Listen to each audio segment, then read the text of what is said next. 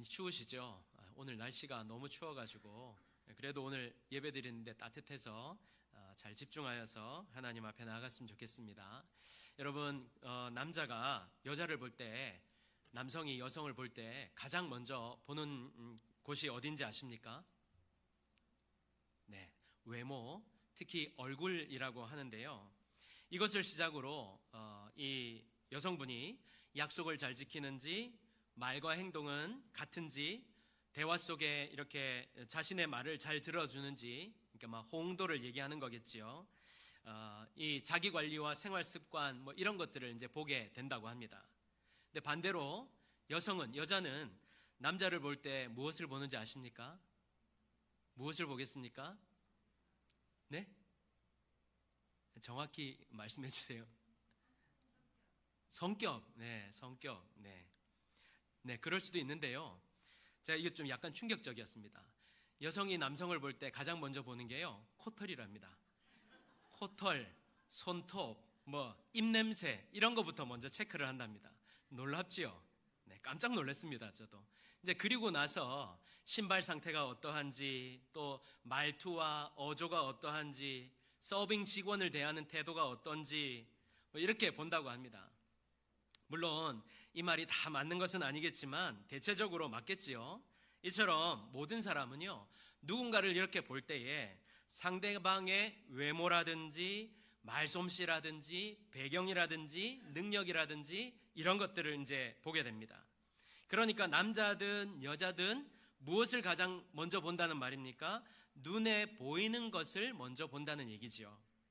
외모를 보고 말솜씨를 보고 배경을 보고 능력을 봅니다. 이것이 인간이 가진 구조적 한계입니다. 그렇다면 우리 하나님은 어떠실까요? 우리 하나님도 우리가 가진 어떤 능력이라든지 배경이라든지 인물됨 이런 것들을 보실까요? 어떤 것을 가지고 우리를 평가하실까요? 오늘 우리들에게 주시는 이 말씀을 통하여서 사람의 시선이 아니라 하나님의 시선을 우리가 함께 살펴보고 그 시선 앞에 온전히 설 수 있도록 도전을 받고 결단할 수 있는 귀한 시간이 되기를 바랍니다. 오늘 본문은요, 하나님께서 이제 다윗을 선택하는 이야기를 다루고 있는 장면입니다. 이스라엘에 다윗이 왕이 되기 전에 먼저 왕이 있었지요. 누구입니까? 사울이었습니다. 근데 이제 사울은요, 하나님의 말씀, 이 명령을 거역하고 그래서 결국 하나님께 버림을 받게 됩니다. 그 후에 하나님께서는 이 사울의 뒤를 이어서 이제 왕이 될 만한 사람에게 기름을 부으라는 명령을 이제 선지자 사무엘에게 내리게 되는데요. 그래서 사무엘은 그 인물을 찾아서 베들레헴에 사는 이새라는 사람에게 이제 가게 됩니다. 이새의 아들들 중에서 기름을 부을 만한 사람을 이제 찾으러 가게 되는데요. 그래서 이제 이새뿐만 아니라 이제 그 지역에 있는 장로들이라든지 또 이새라든지 이제 사람들을 이제 다 초청해서 식사 자리를 갖고자 하는데, 이제 이새의 아들들이 식사 자리에 초대돼서 막 이렇게 이제 들어오게 되었습니다. 이때 사무엘이요, 이새의 큰 아들 엘리압을 이제 먼저 보게 되었는데요. 먼저 보게 된 다음에 하나님께서 사무엘에게 말씀하신 것을 근거로 보자면 이 엘리압이라는 사람이요, 키도 크고 용모가 굉장히 출중했던 것 같습니다. 저는 이런 말씀을 들을 때마다 약간 이제 화가 나는데요, 짜증이 나는데, 키도 크고 이런 데서 자꾸만 부딪힘이 있습니다. 네이티브 유저라는 말을 들어보셨습니까? 이게 무슨 말이냐면요, 이 태어날 때부터 키는 어쩔 수 없잖아요. 외모는 막 고치고 어떻게 화장으로 감추고 막 이럴 수 있는데 키는 어쩔 수 없잖아요. 그래서 요즘 사람들이요, 키도 하나의 어떤 경쟁력이라고 생각해서 키가 작으면 실패라고 이렇게 여겨서 네이티브 유저라는 말을 쓴다고 합니다. 근데 저는 이런 말을 들을 때마다 세상이 얼마나 악해져 가고 있는지 참 이렇게 안타까운 마음을 금할 수 없습니다. 여러분은 이런 데 동참하시면 안 돼요. 어쨌든요, 엘리압은 사람들이 보고 칭찬할 만한 외모를 가진 것 같아요. 그래서 사무엘이 어떻게 생각합니까? 그 사람을, 이 엘리압을 딱 보자마자 여호와의 기름 부으실 자가 과연 주님 앞에 있도다, 이렇게 평가를 하게 되는 거죠. 이 무슨 말입니까? 매우 만족스럽다, 이 사람이다, 이 사람이 하나님이 선택한 사람이다, 이렇게 말을 했다는 얘기, 이런 마음을 가졌단 말입니다. 그런데 하나님께서 사무엘에게 무엇이라고 말씀합니까? 여호와께서 사무엘에게 이르시되 그의 용모와 키를 보지 말라, 내가 이미 그를 버렸노라. 얼마나 무서운 말입니까? 여러분, 하나님께 버림을 받은 자만큼 불행하고 비참한 사람이 어디 있겠습니까? 조금 다른 말일지 모르겠지만요, 여러분 주위에 혹시 죄를 짓는데도, 악한 죄를 막 범하고 살고 그렇게 사는데도 전혀 거리낌이 없고, 그런데도 하나님의 징계를 받지 않는다든지, 하나님의 벌을 받지 않는다든지, 벌을 받는다든지 하지 않고 오히려 막 잘 되고 잘 나가고 그런 사람이 있습니까? 혹시 그런 사람이 부럽진 않으십니까? 절대 아니라는 것입니다. 그게 신학적 용어로요, 육이 버렸다는 겁니다. 하나님이 버리셨다는 거예요. 그래서 징계를 받지 않는다는 겁니다.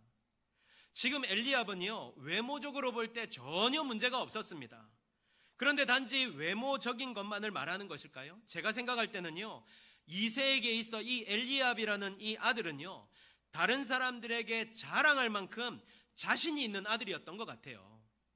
겉으로는 전혀 문제가, 아무런 문제가 없는 듯 보였습니다. 그런데 하나님의 평가는 달랐다는 것이죠. 더 큰 문제는요, 이 큰아들뿐만이 아니었습니다.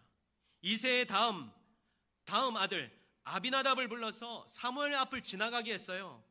그런데 어떻습니까? 그냥 통과였습니다. 이도 여호와께서 택하지 아니하셨느니라. 이렇게 한 사람, 첫, 둘째, 셋째, 넷째 다 지나가는데도요, 아무도 택함을 받지 못했어요. 다 지나갔습니다. 끝입니다. 그런데 사무엘이 좀 이상하잖아요. 다 지나갔어요. 근데 사무엘이 기름 부을 사람이 없는 거예요. 그래서 묻습니다. 이게 다냐? 네 아들 이게 다야? 그랬더니 그제야, 아직 막내가 남아있는데 걔는 지금 저기 가서 양 치고 있어요. 여러분, 양을 친다는 것은요, 집안에서 가장 불필요하고 존재감 없는 사람에게 맡겨지는 그 지위, 뭐라 그러죠? 이게 맡겨주는 것이, 일이 양치는 일이었습니다. 당시 한 집안에 양을 치는 사람의 지위는 바로 그런 것이었어요. 아버지가 거론을 하는데 이름도 부르지 않습니다. 막내라고 합니다. 그러니까 무슨 말입니까? 볼 필요도 없다. 걔는 볼 필요도 없습니다. 그렇지만 사무엘이 뭐라고 합니까? 그를 데려오라고 합니다. 그가 올 때까지는 우리가 식사하지 않겠다고. 근데 이제 데려왔죠. 뭐 얼마나 멀리 떨어져 있는지 모르겠지만 데려왔습니다. 근데 봤더니 또 잘생겼어요. 아름다울 정도로 잘생겼대요. 그러니까 이새의 집안의 아들들은요, 인물이 다 훌륭했던 것 같습니다. 근데 이때 하나님이 말씀하십니다. 이가 그다. 내가 찾던 사람이다. 누굽니까? 바로 다윗입니다. 그러니까 지금 말씀하시는 것은요, 아름다울 정도로 좀 생겨줘야 하나님께서 택하신다는 것이지요. 맞습니까? 아닙니다. 그렇다면 7명의 형들과 다윗은 무엇이 달랐을까요? 어떻게 다르길래 다윗은 하나님의 택하심을 입은 사람이 될 수 있었을까요? 첫 번째는요, 다윗은 하나님을 믿는 사람이었습니다. 하나님을 믿는 사람이었어요. 제가 참 좋아하는 목사님이 계십니다. 저는 좋아하는데 목사님은 모르세요. 왜냐하면 저는 이분을 개인적으로 만난 적이 없거든요. 김동호 목사님이란 분인데요, 이분 설교에서 제가 이런 말씀을 들었습니다. 목사님이 이제 아들이 이제 5살인지 6살인지 됐을 때에 아들의 손을 잡고 이렇게 길을 가고 있는데 저 앞에서 초등학생 아이가 이렇게 걸어오더랍니다. 근데 막 이렇게 걸어오는데 이 아들이 5살인가 6살 되는 아들이 갑자기 아빠, 저 형아가 나 때렸어. 이러더니 꼭 붙잡은 손을 탁 뿌리치고는요, 가서 쫓아가가지고는 발로 이렇게 그 형 되는 초등학생을 발로 뻥 하고 차고는 돌아오더랍니다. 근데 이때요, 목사님이 중요한 걸 깨달았대요. 뭐냐면, 다윗 유치원생, 골리앗 초등학생, 하나님 우리 아빠. 사무엘상 17장을 보면요, 우리가 잘 아는 유명한 장면이 나옵니다. 바로 골리앗을 마주한 다윗의 모습인데요, 여러분 상식적으로 한번 생각해 보세요. 전쟁을 오랫동안 경험했던 백전노장들도 감히 골리앗 앞에 나서질 못했습니다. 그런데 미치지 않고서야 각종 무기를 다 장착한 3m에 달하는 건장한 사람과 어떻게 전쟁이라고는 경험하지 못한 소년이 마주 싸우겠다고 나가겠습니까? 그야말로 고양이 앞에 쥐 아니겠습니까? 그런데 다윗이 어떻게 했습니까? 싸우겠다고 나갔어요. 그것도 물맷돌 5개만을 들고 말이지요. 그러면서 유명한 선포를 하지요. 45절입니다. 다윗이 블레셋 사람에게 이르되 너는 칼과 창과 단창으로 내게 나아오거니와 나는 만군의 여호와의 이름 곧 내가 모욕하는 이스라엘 군대의 하나님의 이름으로 내게 나아가노라. 아멘. 나는 만군의 여호와의 이름 곧 네가 모욕하는 이스라엘 군대의 하나님의 이름으로 내게 나아가노라. 이렇게 선포하며 나갔다는 거예요. 이게 무슨 뜻입니까? 다윗이 지금 골리앗과 싸우러 나가는데 자신의 힘을 믿지 않았다는 거예요. 자신이 가지고 있던 어떤 무기도 의지하지 않았다는 겁니다. 다윗은요, 하나님을 믿었다는 거예요. 하나님을 믿는데 그냥 믿는 것이 아니라 살아계신 하나님을 믿고 신뢰하였다는 것입니다. 더 쉽게 말씀드릴까요? 하나님이 나와 함께 하시기 때문에 내가 이길 수 있다. 너는 하나님이 아무것도 아니라고 하지만 하나님은 살아계신다. 그 살아계신 하나님의 이름으로 내게 나아간다. 이것을 선포하고 있는 것입니다. 사랑하는 여러분, 오늘날 많은 사람들이요, 하나님을 믿는다고 합니다. 그러면서도요, 하나님을 먼 데 계신 하나님으로, 내 삶과는 전혀 상관없는 하나님으로, 하나님은 아무런 영향력도 끼치지 못하는 분으로 그렇게 생각을 합니다. 심지어는요, 내가 필요할 때만 꺼내 쓰는 알라딘의 요술 램프의 요정처럼 생각하는 사람도 있습니다. 여러분 어떻습니까? 혹시 여러분도 이처럼 나는 하나님을 믿노라 하면서도 아무런 마음도 없이, 아무런 기대도 없이, 아무것도 없이 그렇게 입술로만 하나님을 고백하며 살고 있지는 않습니까? 여러분 분명히 아십시오. 우리 하나님은 이름만 있는 하나님이 아니십니다. 지금도 살아계시고 역사하는 분이세요. 오늘도 그 이름을 믿는 자들, 주님의 이름을 부르는 모든 자들에게 구원의 은혜를 허락하시는 분이십니다. 뿐만 아니라 하나님의 살아계심을 믿고 살아가는 모든 자들에게 힘을 주시고 능력을 주시며 함께해 주시며 도와주시며 친히 인도하시는 분이십니다. 그분이 바로 하나님이세요. 다윗이 이 사실을 믿음으로 고백하였습니다. 시편 27편 1절에 여호와는 나의 빛이요 나의 구원이시니 내가 누구를 두려워하리요. 여호와는 내 생명의 능력이시니 내가 누구를 무서워하리요. 그러면서 3절에 또 이렇게 고백합니다. 군대가 나를 대적하여 진칠지라도 내 마음이 두렵지 아니하며 전쟁이 일어나 나를 치려 할지라도 나는 여전히 태어나리로라. 아멘. 저와 여러분이 하나님의 이 살아계심을 전적으로 믿음으로 말미암아 이런 다윗의 고백과 같은 고백을 선포하면서 살아가는 성도들이 되시기를 축복합니다. 이렇게 살아계신 하나님을 믿었기 때문에 그는 시편 23편 1절에 우리가 잘 아는 말씀이지요. 우리 함께 읽어보겠습니다. 같이 고백하겠습니다. 같이 합니다. 시작. 여호와는 나의 목자시니 내게 부족함이 없으리로다. 아멘. 이렇게 고백할 수 있는 것입니다. 여러분, 목자가 뭐 하는 사람입니까? 단지 그냥 양만 치는 사람입니까? 그런 게 아니죠. 양의 모든 것과 함께 하는 사람입니다. 다시 말해서 나를 지키시고 인도하시며 부족함 없이 나의 모든 것을 다 채우시는 분이 바로 나의 목자 되신 하나님이시라는 것입니다. 그러니까 다윗의 믿음은 두려움이 없는, 단순히 그냥 두려움이 없는 믿음이었다, 이게 아니라 두려움보다 하나님을 더 크게 믿는 믿음을 가졌다는 것입니다. 그것을 가르쳐 주는 거예요. 그러므로 우리도 다윗과 같이 하나님의 살아계심을 믿고 성령과 피로써 거듭나 부족함 없이 나를 도우시고 인도하시는 주님과 동행하면서 믿음의 길을 걸어갈 수 있는 성도들이 되시기를 예수님의 이름으로 축복합니다. 아멘. 두 번째, 다윗은요, 하나님을 사랑하는 사람이었습니다. 하나님을 사랑하는 사람이었어요. 여러분, 사랑하면 누가 떠오르세요? 하나님이시죠. 하나님이 떠오르셔야 되죠. 세상이 아무리 사랑을 말해도 그 모든 것들은요, 그저 입술에서 맴도는 허망한 것들이고, 연인들이 말하는 영원토록 당신을 사랑하겠다 이런 말들요, 사실은 있을 수가 없습니다. 하지만 하나님의 사랑은 다르지요. 하나님의 사랑은 영원하고 변함이 없으며 참된 사랑입니다. 또한 하나님의 사랑은 우리 찬양의 가사와 같이 눈먼 사랑입니다. 아낌없는 사랑이에요. 모든 것을 다 주는 사랑이었습니다. 그래서 심지어 자기 아들을 십자가에 매달면서까지 우리를 향한 완전한 사랑을 친히 보여주셨잖아요. 근데 다윗도요, 이런 하나님을 너무나 사랑하였습니다.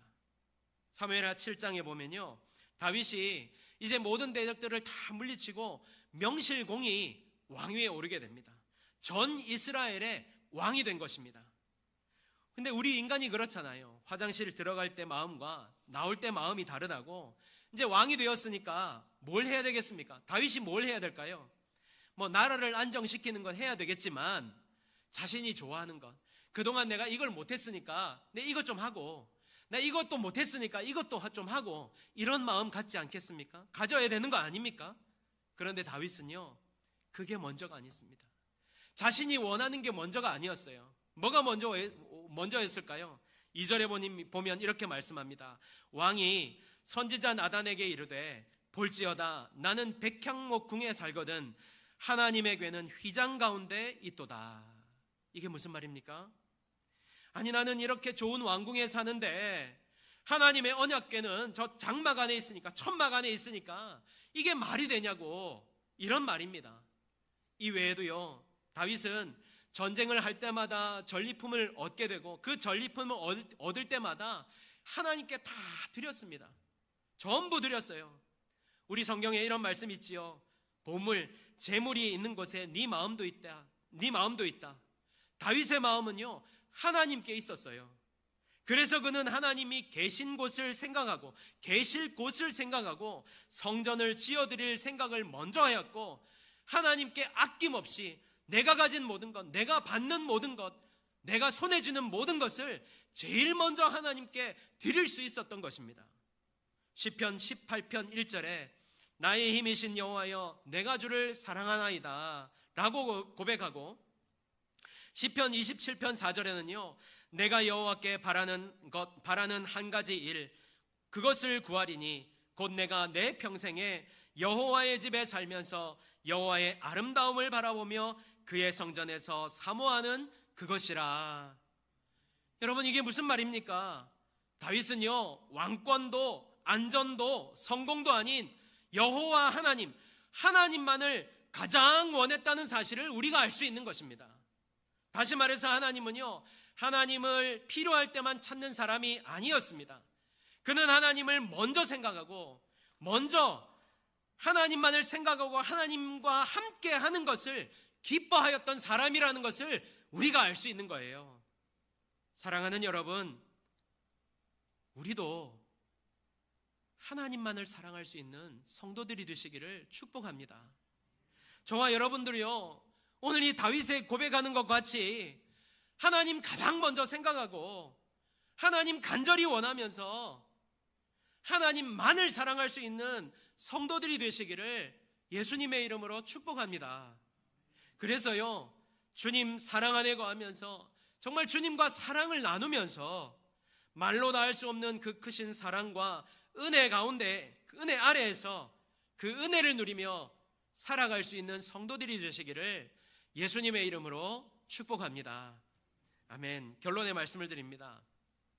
사도행전 13장 22절에 패하시고 다윗을 왕으로 세우시고 증언하여 이르시되 내가 이새의 아들 다윗을 만나니 내 마음에 맞는 사람이라. 내 뜻을 다 이루리라 하시더니 이렇게 말씀합니다. 그러니까 이새의 아들들의 중심에 무엇이 없었단 말입니까? 하나님의 살아계심도 하나님을 사랑함도 그들의 마음에는 없었다는 거예요. 그래서 그들은 패스당하는 인생을 살 수밖에 없었던 것입니다. 그런데 다윗에게는요, 이 마음이 있었고, 그래서 하나님은 다윗에게 내 마음에 합한 사람이라, 내 뜻을 다 이루리라, 이런 말씀을 들을 수 있었던 것입니다. 그래서 오늘 이 말씀이 우리들에게 무엇을 말씀하고 있는 겁니까? 하나님께서 어떤 사람을 쓰시는가 라는 것보다는요, 물론 이 말씀도 중요하지만 더 중요한 우리들에게 주시는 말씀은 그래서 우리는 어떤 사람이 되어야 하는가 라는 것을 묻고 있는 것입니다. 그래서 너희 중심에 다윗과 같이 하나님을 향한 믿음이 있고 전심으로 하나님을 사랑하는가, 이것을 우리들에게 묻고 있다는 것이죠. 여러분, 하나님의 마음에 합한 사람은요, 완벽한 사람이 아닙니다. 완전한 사람이 아닙니다. 다윗을 한번 보십시오. 완벽했습니까? 아닙니다. 하지만 그에게 분명한 것이 한 가지 있었지요. 하나님을 향한 마음, 하나님만 사랑하는 마음이었습니다. 다시 말해서 그의 중심에 항상 무엇이 있었단 말입니까? 하나님이 계셨다는 거예요. 하나님이 계셨다는 거예요. 여러분, 여러분의 중심에 무엇이 있습니까? 여러분, 지금 우리는 마지막 때를 살고 있어요. 여러분, 지금 마지막 때입니다. 마지막 때예요. 마지막 때라는 것은요, 이제 곧 주님이 다시 오실 거라는 말입니다. 이러한 때에 하나님께서 찾으시는 사람이 누구겠습니까? 육신의 정욕과 안목의 정욕과 이생의 자랑, 이런 것들을 쫓는 그런 사람을 찾으시겠습니까? 그런 허망한 것을 쫓는 사람을 찾으시겠습니까? 세상과 하나님을 저울질하면서 머뭇머뭇거리는 그런 사람을 찾으시겠습니까? 아니면 롯의 아내와 같이 여전히 세상의 미련을 버리지 못하고 돌아보는 그런 사람을 찾으시겠습니까? 아닙니다. 하나님은요, 오늘도 다윗과 같이 진정으로 하나님을 향한 믿음으로 주님을 더욱 사랑하는 중심을 갖고 있는 사람을 찾으십니다. 왜요? 이 마지막 때에 주님이 필요한 사람이 바로 그러한 사람이기 때문입니다. 그 사람을 통해 이 마지막 때에 하실 일이 있으시기 때문입니다. 그러므로 이 시간 하나님의 살아계심을 믿고 중심에 하나님을 늘 모시고 하나님만을 사랑하고 온전히 섬길 수 있는 이 자리의 모든 성도들이 되시기를 간절히 소망합니다.